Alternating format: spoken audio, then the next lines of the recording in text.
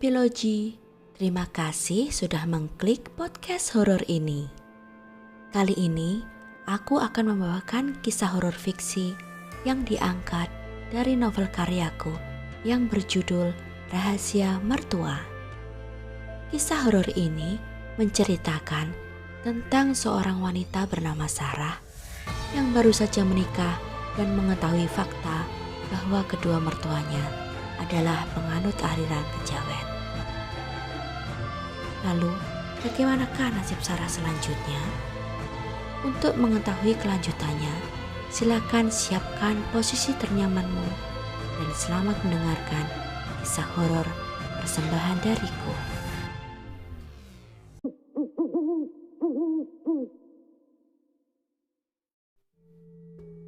Bulan demi bulan, kulalui dengan berat.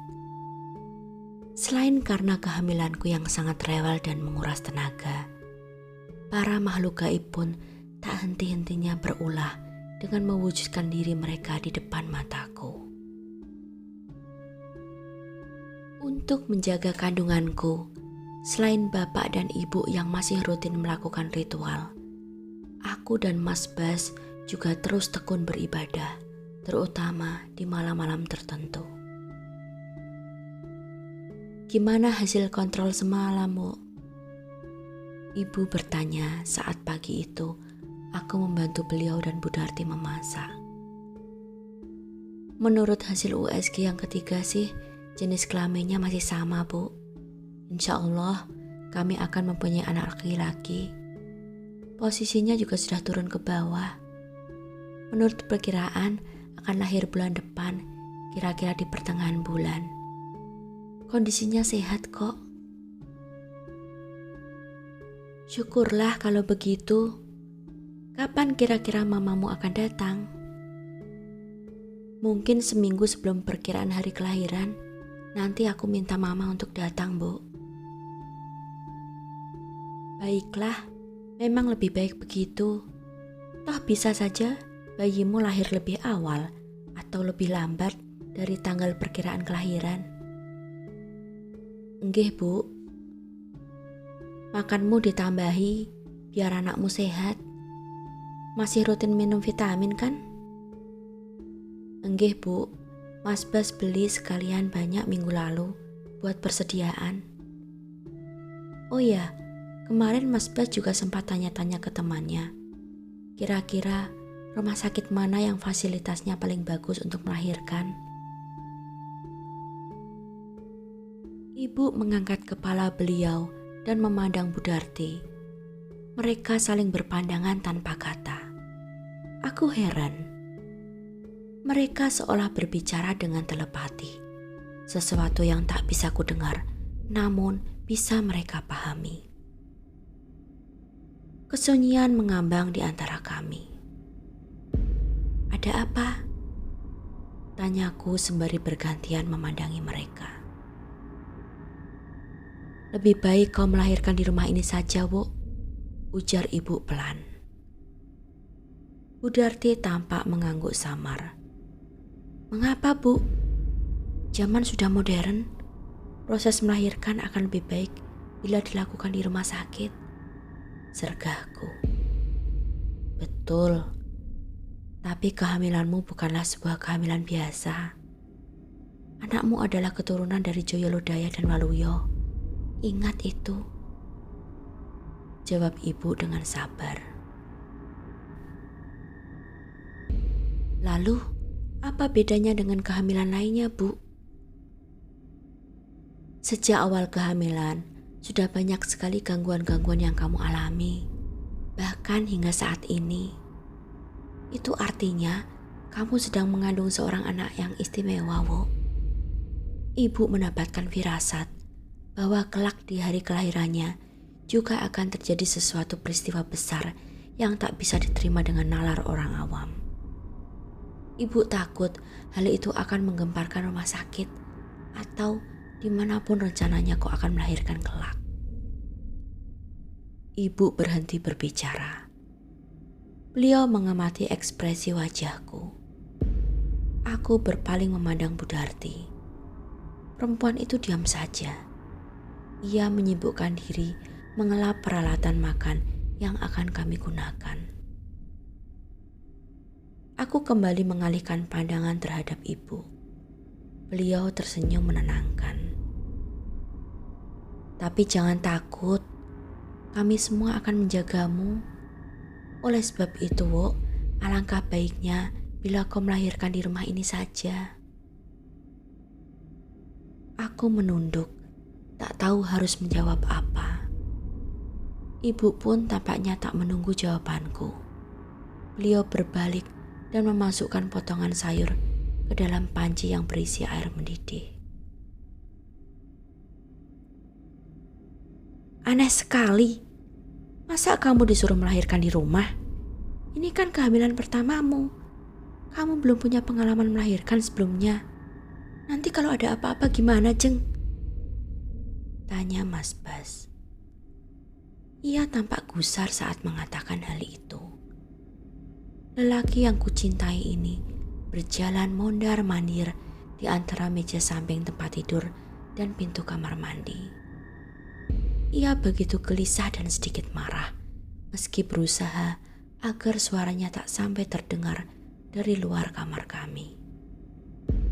Jujur, aku siap melahirkan di mana saja, Mas. Tidak masalah buatku. Toh aku juga sudah banyak mencari tahu bagaimana cara melahirkan yang benar. Mungkin benar kata ibu, bila terjadi peristiwa yang aneh-aneh, jangan sampai membuat heboh orang satu rumah sakit. Jawabku pelan. Mas Bas tak menjawab apapun. Aku tahu dia sangat kesal. Ia naik ke atas tempat tidur dan menarik selimut sembari mematikan lampu di meja kecil sebelahnya. Aku capek, mau tidur sekarang, ujarnya ketus. Aku hanya menghela napas panjang. Mama kembali datang tepat seminggu sebelum tanggal perkiraanku melahirkan. Saat aku jelaskan mengenai rencanaku untuk melahirkan di rumah saja, reaksi beliau pun sama seperti Mas Bas. Mama takut kalau nanti terjadi sesuatu yang butuh penanganan medis, sementara kita jauh dari rumah sakit, Sarah. Mama tenang saja. Kandunganku sehat kok, insya Allah tidak terjadi apa-apa. Ku genggam jemari mama dan ku tatap matanya sungguh-sungguh, seolah berjanji bahwa tak ada yang perlu beliau khawatirkan. Meski wajah beliau tampak pucat dan sangsi, namun mama tetap mengangguk dalam diam. Kesibukan di rumah ini semakin bertambah menjelang kelahiran anakku. Bapak dan ibu membeli berbagai macam perlengkapan sesaji untuk kamar doa, lebih banyak dari biasanya. Bu Darti dan Pak Subur pun sudah mulai menginap di rumah ini. Mereka memilih kamar yang paling dekat dengan dapur dan ruang cuci setrika agar tak perlu mondar-mandir terlalu jauh. Kami masih beraktivitas seperti biasanya, namun ada yang berubah. Sekarang kami bersikap lebih banyak diam, tak terlalu banyak bicara dan bersenda gurau seperti sebelumnya. Semua orang menyembunyikan ketegangannya masing-masing. Sore itu, Mama menemaniku di teras samping. Aku sedang asik berkonsentrasi melukis foto wajah Alisa yang Marina kirimkan kepadaku melalui aplikasi WhatsApp. Sedianya, hasil lukisan itu ingin kuberikan kepada Alisa di hari ulang tahunnya beberapa bulan lagi. Sudah dapat nama untuk anakmu, Sarah? Mama mengalihkan pandangan dari majalah di pangkuannya dan menatap lukisanku yang masih berupa sketsa. Ada, Ma, tapi belum komplit. Yang jelas, belakangnya ada nama Sastro Hudaya. Perpaduan antara nama kedua kakeknya. Sebenarnya kami sudah memilih beberapa nama untuk nama depannya. Namun, kami belum bisa memutuskan akan memakai yang mana. Sastro Hudaya. Kedengarannya bagus, berwibawa dan jawani, jawab Mama sembari tersenyum. Aku pun ikut tersenyum bahagia. Kamu mau teh? Mama mau ke dapur. Sekalian Mama buatkan kalau mau. Mau, Ma. Nggak usah pakai gula ya. Mama mengangguk dan membawa gelas kosongnya ke dapur. Baru beberapa detik Mama meninggalkanku. Tiba-tiba saja perutku merasa sakit luar biasa. Rasanya seperti diremas oleh sebuah tangan yang kuat. Aduh! Aku mengerang pelan. Ku letakkan kuasku, lalu ku pegang bawah perutku dengan kedua tanganku. Tubuhku separuh membungkuk di atas kursi. Sakitnya luar biasa. Namun, aku adalah tipikal perempuan yang tidak mudah panik. Aku rasa ini adalah kontraksi palsu. Hari perkiraan melahirkan masih sekitar 4 hari lagi dan aku tak pernah mengalami kontraksi ringan sebelumnya. Hal itulah yang membuatku yakin sekali bahwa ini hanyalah sebuah kontraksi palsu.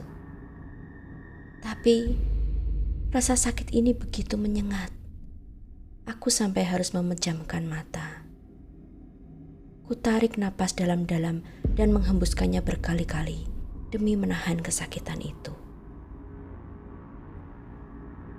Tangan kananku mencengkram sandaran kursi. Bulir-bulir keringat mulai menetes di dahi dan leherku. Aku merasa begitu tersiksa. Menunggu Mama kembali rasanya begitu lama. Kami hanya berdua di rumah ini. Ibu dan Bapak sedang pergi berbelanja. Mas Bas masih berada di kantor. Bu Darti dan Pak Subur tadi berpamitan untuk menengok dan membersihkan rumah mereka. Mama. Aku ingin berteriak memanggil Mama. Namun, hanya suara lemah yang terdengar. Aku tak berdaya. Kuraba permukaan perutku. Kurasakan bayiku menendang-nendang dengan kuat, seolah ingin segera keluar. Aku panik dan ketakutan. Keberanian yang sudah kukumpulkan selama berbulan-bulan terasa menguap, hilang entah kemana. Tubuhku gemetar dan berkeringat dingin. Sarah, kamu kenapa, Nak? Sudah saatnya kah? Akhirnya, hatiku merasa sangat lega mendengar suara Mama. Beliau menaruh nampan berisi 2 cangkir teh ke atas meja dengan tergesa-gesa. Ku dengar cangkir-cangkir itu terguling dan berdenting. Mama tak peduli. Beliau segera saja menghampiri dan memelukku. Mama telepon suamimu ya? Tanya beliau panik. Aku mengangguk lemah. Hari sudah mulai petang. Aku yakin sekali Mas Bas sudah dalam perjalanan menuju ke rumah. Mama meraih ponselnya dan menekan nomor Mas Bas. Nak Bas, sudah pulang? Sudah sampai mana? Iya, oke. Mama menyetel pengeras suara dan menyerahkan ponsel itu kepadaku. Halo Jeng, apa sudah saatnya? Teriak Mas Bas di ujung sana. Iya Mas, jawabku lemah. Aku sudah di pertigaan dekat rumah. Tahan ya, kita langsung segera ke rumah sakit. Tanpa menunggu jawabanku, Mas Bas langsung mematikan ponselnya. Aku terkulai di pelukan Mama. Napasku tersengal-sengal. Aku tak punya tenaga lagi.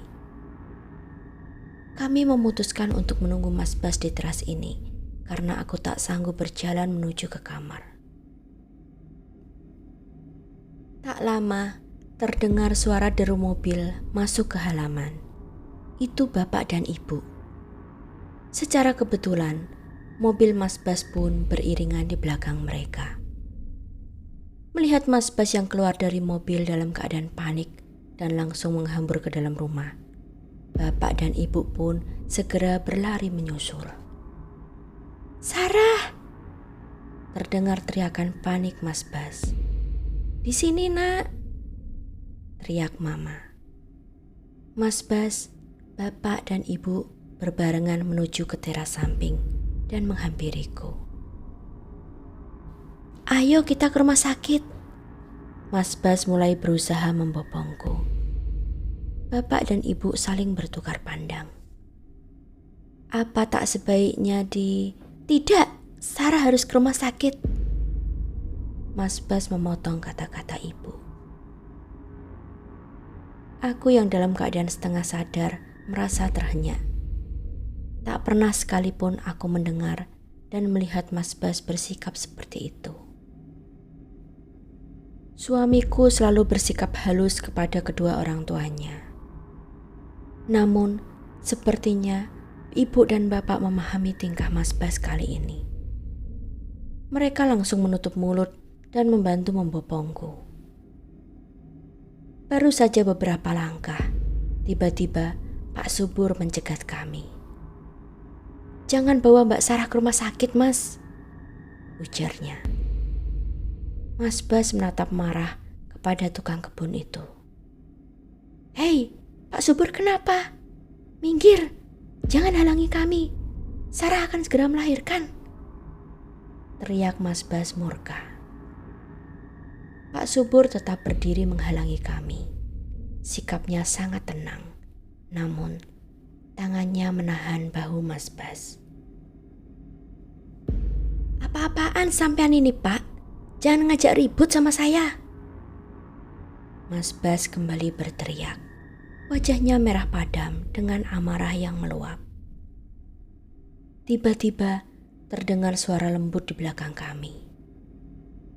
"Sekali ini saja, turuti perkataan suamiku, Mas. Selama ini ia tak pernah berkomentar atau berpendapat apapun kan? Kumohon, sekali ini saja," ujar Bu Darti. Belum sempat Mas Bas menjawab, aku sudah menjerit. Air ketubanku pecah dan membasahi rerumputan di halaman samping rumah. Halaman samping mulai gelap. Saat mereka semua sedang panik, tiba-tiba terdengar suara cekikikan yang menyeramkan, entah dari mana asalnya. "Cepat, bawa masuk Sarah!" teriak bapak. Bu Darti buru-buru membukakan pintu samping lebar-lebar dan menyisih memberi jalan agar kami bisa lewat. Setelah kami berada di dalam, secepat kilat Pak Subur mengunci pintu samping. Lelaki itu dan istrinya berlarian mengunci semua pintu dan jendela di rumah besar ini, sekaligus menyalakan semua lampu. Mereka membaringkanku di dalam kamarku. Lalu, tanpa berkata apa-apa, bapak dan ibu meninggalkan kami bertiga. Azan maghrib terdengar berkumandang dari masjid dan musala. Mendadak, gerakan bayiku terhenti, seolah sedang kusuk menyimak lantunan azan yang bersahut-sahutan. Kami semua terdiam hingga azan selesai. Melihatku yang tampak mulai tenang, membuat raut wajah Mas Bas berangsur lega. "Udah hilang sakitnya, Jeng?" tanyanya lirih. Aku mengangguk pelan. "Iya, Mas, dia sudah mulai tenang. Tapi tadi air ketubanmu sudah pecah, Sarah. Sebentar lagi kamu akan melahirkan," sela Mama. Mas Bas memandang Mama. Ia tampak khawatir. "Benarkah seperti itu, Ma?" tanya Mas Bas. "Iya, kalau sampai air ketubannya habis, bisa berbahaya buat bayinya." Mas Bas kembali gelisah. "Lalu bagaimana sekarang?" Ia meremas-remas rambutnya dengan kuat. Wajahnya kusut sekali. Kamu salat saja dulu, nanti gantian. Sekarang Mama dulu yang jaga Sarah. Perintah Mama dengan lembut. Mas Bas mengangguk. Dengan langkah gontai, ia bangkit ke kamar mandi untuk mengambil wudhu. Di pojokan kamar, ia menggelar sajadah dan mulai menunaikan salat dengan khusyuk. Bayiku mulai bergerak lagi dan setiap gerakannya mengakibatkan air ketubanku semakin banyak yang merembes keluar. Mama mengerenyitkan kening tiap kali mendengar aku mengadu. Beliau mengelus-elus lenganku dan menggenggam tanganku. Selesai Mas Bas salat, Mama pun bergantian salat juga. Tak berapa lama, tercium aroma bunga bercampur dengan dupa dan kemenyan yang dibakar. Terdengar suara ketukan di pintu. Bapak dan Ibu melangkah masuk, disusul oleh Bu Darti dan Pak Subur. Bagaimana sekarang, Pak? Bu? Tanya Mas Bas seraya memandang kedua orang tuanya bergantian.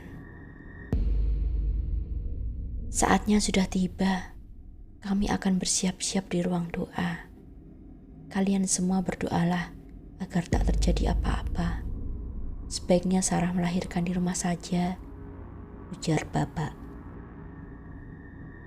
Tapi air ketubannya sudah pecah, Pak. Bisa membahayakan bayi kami kalau sampai kehabisan. Sergah Mas Bas. Aku dan Mama mengangguk berbarengan mendukung ucapan Mas Bas. Kalian dengar suara cekikikan tadi kan? Sahut Bapak sambil menatap kami satu persatu. Kalian pasti tak mau ada peristiwa ganjil terjadi di rumah sakit dan menjadi perbincangan orang. Aku tak peduli apa kata orang, Pak. Istri dan anakku harus segera diselamatkan. Mas Bas tampak mulai emosi. Aku ngeri mendengar nada suaranya yang meninggi. Kupandangi sekelilingku. Wajah mereka tampak sangat cemas. Tapi kami tak bisa melakukan ritual di rumah sakit untuk melindungi Sarah, Bas. Kamu mau makhluk apapun itu datang ke rumah sakit dan mengancam keselamatan jiwa kalian? Kali ini Bapak mulai kehilangan kesabaran. Apa yang akan kau lakukan untuk melindungi istri dan anakmu dari makhluk jahat itu? Aku akan melawannya, Pak. Jawab Mas Bas lugas. Melawan dengan apa? Makhluk itu sudah ratusan atau mungkin ribuan tahun umurnya. Membunuhmu adalah hal yang sangat mudah baginya. Sontak Mas Bas terdiam mendengar kata-kata Bapak. Aku menggenggam tangan Mas Bas dan meremasnya. Tenangkan hatimu, Ger. Bapak dan Ibu akan berusaha sekuat tenaga kami untuk melindungi kalian. Ibu berjalan menghampiri Mas Bas dan memeluk erat putra mereka satu-satunya. Tangis Mas Bas pun pecah. Aku dan Mama yang menyaksikan adegan itu pun ikut meneteskan air mata. Mas Bas kelihatan begitu rapuh. Bapak dan Ibu kembali ke ruang doa. Kami akan ke dapur untuk menyiapkan air panas, handuk, dan segala keperluan melahirkan, Mas. Apa Mas Bas mau makan dulu? Aku bawakan ke kamar ya. Kasihan Mas Bas pulang kerja belum sempat makan. Enggak, Bu Darti. Belum lapar. Nanti saja. Tolak Mas Bas. Ya sudah. Kalau ada apa-apa, panggil saja ya, Mas. Kata Bu Darti kepada Mas Bas. Suamiku mengangguk pelan. Iya, Bu. Bu Darti dan Pak Subur meninggalkan kamar dan menutup rapat pintu di belakang mereka. Kini tinggallah aku, Mama, dan Mas Bas di kamar ini. Mama membungkuk mengelus kepalaku. Air mataku menetes. Perasaanku campur aduk. Tiba-tiba saja Aku merindukan ayah kandungku. Andai saja beliau ada di sini. Sakit sekali ya? Tanya Mas Bas khawatir. Ia salah menduga jatuhnya air mataku karena rasa sakit. Padahal aku sudah tak merasakan kesakitan lagi. Aku menggelengkan kepala dengan pelan. Bayinya sudah tenang, tidak terlalu sakit lagi. Mas Bas mengecup keningku beberapa saat. Semua akan baik-baik saja, Jeng, bisiknya di telingaku. Nak Bas, Mama mau salat dan ngaji di kamar ini saja ya. Takut kalau kembali dan sendirian di kamar belakang. Boleh Mama pinjam sajadah dan mukenanya Sarah? Mas Bas menoleh sejenak ke arah Mama. Iya, Ma. Itu di dalam lemari kecil di belakang Mama. Al-Quran dan buku Yasin juga ada di laci yang paling atas. Jawab Mas Bas sembari menunjuk dengan tangan kanannya, sementara tangan kirinya menggenggam erat jemariku. Mama mengangguk dan bergegas menuju ke kamar mandi untuk berwudu. Terdengar suara gemericik air kran menimpa ubin kamar mandi. Namun, telingaku seperti menangkap suara lain juga. Mas, turun hujan kah? Mas Bas menelengkan kepala, mendengarkan dengan seksama. Iya Jeng, gerimis kayaknya. Suara tetesan air hujan yang menimpa genteng rumah serasa nyaring berdenting-denting di telingaku. Entah mengapa, mendadak saja pendengaranku menjadi sangat peka. Mama kembali dari kamar mandi dan menggelar sajadah di sebelah kanan tempat tidur kami. Beliau tampak khusyuk menunaikan salatnya seolah tidak terburu-buru. Selesai salat, beliau mulai mengaji dengan suara lirih. Suara Mama bersaing dengan riuhnya suara tetesan air hujan yang semakin deras. Duh, hujannya kok tambah lebat ya Mas? Keluhku. Mas Bas tak menjawab. Ia hanya mengelus kepalaku dan sebelah tangan menopang kepalanya. Ia tampak sangat kusut. Iba hatiku melihat keadaannya yang seperti itu. Kini, aroma kemenyan, dupa, dan bebungaan yang bercampur dengan aroma kastana yang basah tertimpa air hujan. Suara ayat suci yang Mama lantunkan pun membaur dengan suara hujan yang turun dengan derasnya. Lalu, tiba-tiba mulai terdengar suara tembang yang Ibu kidungkan. Ono kidung rumengso ing wengi, teguh hayu luputo ing loro, luputo bilahi kabeh, jim setan datan purun, paneluhan tan anowani, niwah panggawe olo, gunaning wong luput, geni atemahan tirto, maling adoh tan ono ngara ing mami, kuno duduk pon sirno. Ada sebuah kidung doa permohonan di tengah malam yang menjadikan kuat, selamat, terbebas dari semua penyakit, terbebas dari segala petaka. Jin dan setan pun tak mau mendekat. Segala jenis sihir tidak berani, apalagi perbuatan jahat guna-guna tersingkir. Api menjadi air, pencuri pun menjauh dariku. Segala bahaya akan lenyap. Sakehing loro pansamiha bali, sakeh ngomo pansami mirunda, welas asih pandulune, sakehing braja luput, kadi kapuk tibaning wesi, sakehing wisatawa, sato galak tutut, kayu aeng lemah sangar, songing landak kuaning, wong lemah miring, miang paki poning merak. Semua penyakit pulang ke tempat asalnya.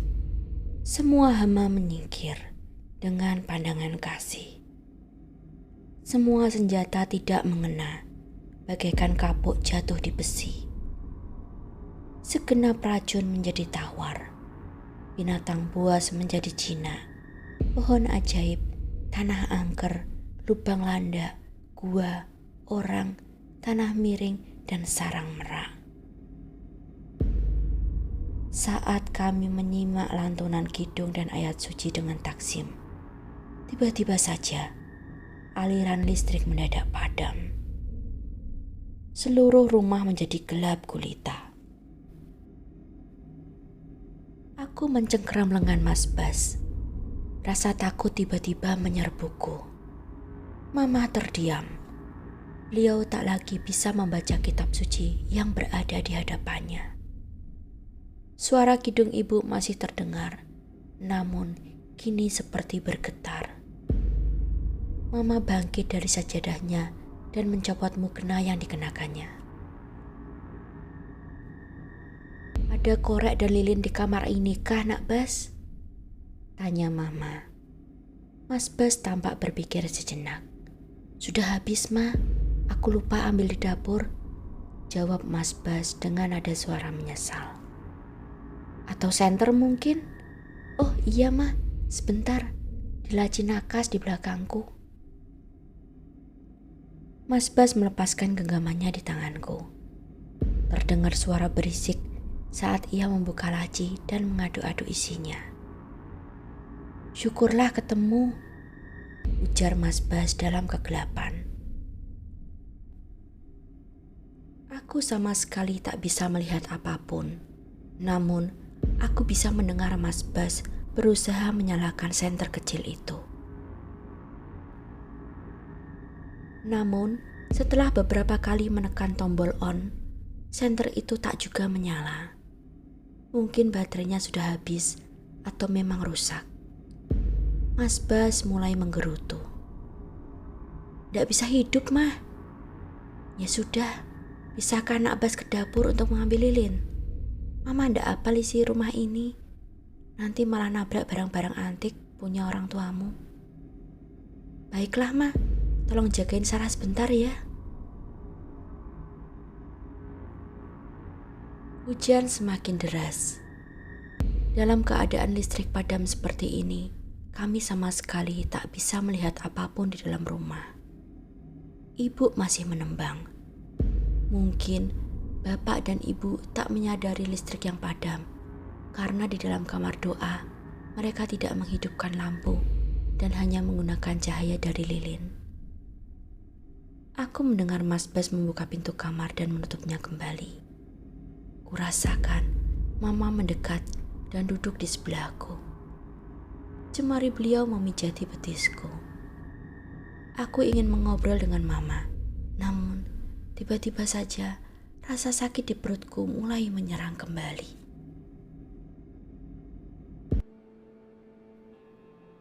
Demikianlah akhir part ke-18 dari kisah horor yang berjudul Rahasia Mertua. Apakah kalian suka kisahnya? Silakan tinggalkan komentar, berikan like, share, dan subscribe channel ini agar kalian mendapatkan notifikasi setiap aku mengupload part berikutnya. Terima kasih.